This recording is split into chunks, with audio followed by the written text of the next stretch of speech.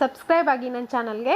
ಪಕ್ಕದಲ್ಲಿರೋ bell button ಇದೆಯಲ್ಲ, ಇದನ್ನು ಕೂಡ ಪ್ರೆಸ್ ಮಾಡಿ. Hi everyone, welcome back to my channel. So ಇವಾಗ ನಿಮ್ಗಾಗಲೇ ಗೊತ್ತಿರ್ಬೋದು, ನಾನಿಲ್ಲಿ ಲೆಫ್ಟ್ ಓವರ್ ಇಡ್ಲಿಯಿಂದ ಯಾವ ರೀತಿಯಾಗಿ ಒಂದು ಬ್ರೇಕ್ಫಾಸ್ಟ್ ಮಾಡೋದಂತ ತೋರಿಸ್ತಿದ್ದೀನಿ. ನಾನಿಲ್ಲಿ ಈ ಇಡ್ಲಿಗಳೇನಿದೆ, ಉಳಿದಿರುವಂಥ ಇಡ್ಲಿಗಳು, ಇದನ್ನು ಈ ಥರ ಸ್ಕ್ವೇರ್ ಆಕಾರಕ್ಕೆ ಕಟ್ ಮಾಡ್ಕೊಳ್ತಿದ್ದೀನಿ. ಈ ಥರ ಕಟ್ ಮಾಡ್ಕೊಳ್ತಿದ್ದೀನಿ. ನಿಮಗೆ ಯಾವ ಆಕಾರಕ್ಕೆ ಬೇಕೋ ಆ ಆಕಾರಕ್ಕೆ ಕಟ್ ಮಾಡ್ಕೊಳ್ಳಿ, ಇಲ್ಲ ಕಟ್ ಮಾಡದೇ ಇದ್ದರೂ ಕೂಡ ನಡೆಯುತ್ತೆ. ಸೊ ನಾನಿಲ್ಲಿ ಸ್ವಲ್ಪ ಪೀಸ್ಗಳನ್ನಾಗಿ ಚಿಕ್ಕ ಚಿಕ್ಕ ಪೀಸ್ಗಳನ್ನಾಗಿ ಕಟ್ ಮಾಡ್ಕೊಂಡು ಇಟ್ಕೊಂಡಿದ್ದೀನಿ. ಇವಾಗ ಹೇಗೆ ಮಾಡೋದಂತ ನೋಡೋಣ. ನಾನಿಲ್ಲಿ ಒಂದು ದಪ್ಪ ತಳ ಇರೋ ಪಾತ್ರೆನ ಬಿಸಿ ಇಟ್ಕೊಂಡಿದ್ದೀನಿ. ಇದಕ್ಕೆ ಒಂದು 2 ರಿಂದ 3 ಟೇಬಲ್ ಸ್ಪೂನಷ್ಟು ಎಣ್ಣೆ ಹಾಕ್ಕೊಳ್ತಿದ್ದೀನಿ. ಎಣ್ಣೆ ಸ್ವಲ್ಪ ಜಾಸ್ತಿ ಹೋಗುತ್ತೆ, ಹಿಡಿಯತ್ತೆ ಇದಕ್ಕೆ ನಾನಿಲ್ಲಿ 1 ಸ್ಪೂನಷ್ಟು ಸಾಸಿವೆ ಜೀರಿಗೆ, 1 ಸ್ಪೂನಷ್ಟು ಕಡಲೆಬೇಳೆ ಮತ್ತು ಉದ್ದಿನಬೇಳೆ, 1 ಸ್ಪೂನಷ್ಟು ಈ ಎಳ್ಳು ಅಂತ ಹೇಳ್ತೀವಿ, ಬಿಳಿ ಎಳ್ಳು, ಅದನ್ನು ಹಾಕ್ಕೊಳ್ತಿದ್ದೀನಿ. ಹಾಗೆ 1 ಮೀಡಿಯಮ್ ಸೈಜ್ ಈರುಳ್ಳಿನೂ ಕೂಡ ಹಾಕ್ಕೊಂಡು ಚೆನ್ನಾಗಿ ಫ್ರೈ ಮಾಡ್ಕೊಳ್ತಿದ್ದೀನಿ.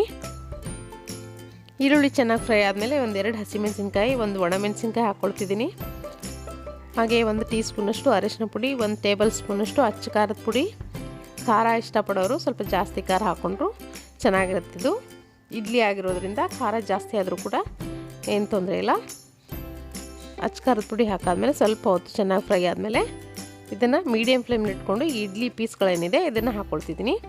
ತುಂಬಾ ಟೇಸ್ಟಿಯಾಗಿರುತ್ತೆ. ನೀವು ಇದನ್ನು ನೋಡಾದ್ಮೇಲೆ ಒಂದ್ಸರಿ ಖಂಡಿತ ಮಾಡಿ ನೋಡಿ. ಮನೆಯಲ್ಲಿ ಇಡ್ಲಿ ಏನಾದರೂ ಮೆಕ್ಕಿದ್ರೆ ನೀವು. ಇವಾಗ ಮೇಲ್ಗಡೆ ಉಪ್ಪು ರುಚಿಗೆ ಎಷ್ಟು ಬೇಕೋ ಅಷ್ಟು ನೋಡಿಕೊಂಡು ಹಾಕ್ಕೊಳ್ತಿದ್ದೀನಿ. ಇಡ್ಲಿ ಹಿಟ್ಟಿಗೂ ಕೂಡ ಉಪ್ಪು ಹಾಕಿರ್ತೀವಿ, ಉಪ್ಪನ್ನು ಸ್ವಲ್ಪ ಕಡಿಮೆನೇ ಹಾಕ್ಕೊಳ್ಳಿ.